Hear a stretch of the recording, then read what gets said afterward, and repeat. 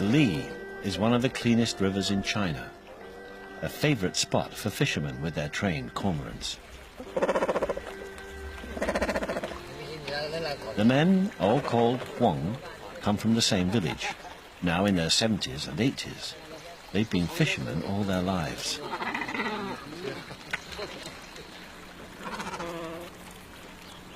Before they release the birds, they tie a noose loosely around the neck to stop them swallowing any fish they may catch.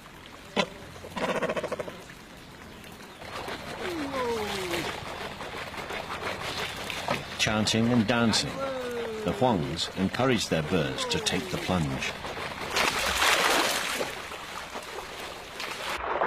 Underwater, the cormorant's hunting instinct kicks in, turning them into fish-seeking missiles.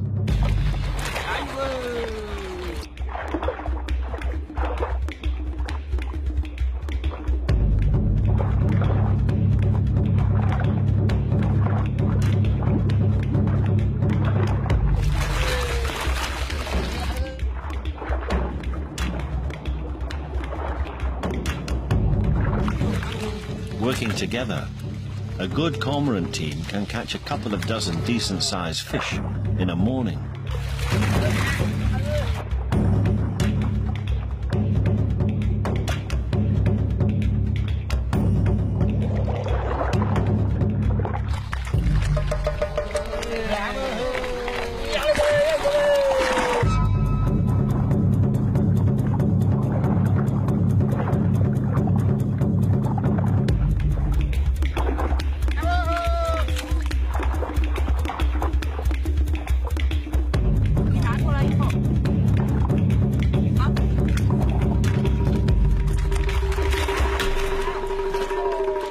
Return to the raft with their fish because they've been trained to do so.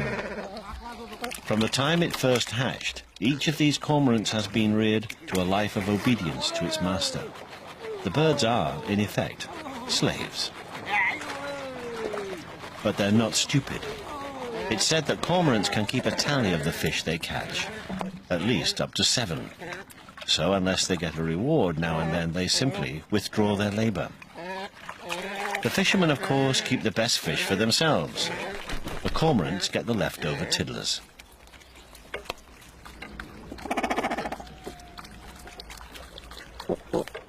With its collar removed, the bird can at last swallow its prize. Best of all, one it isn't meant to have.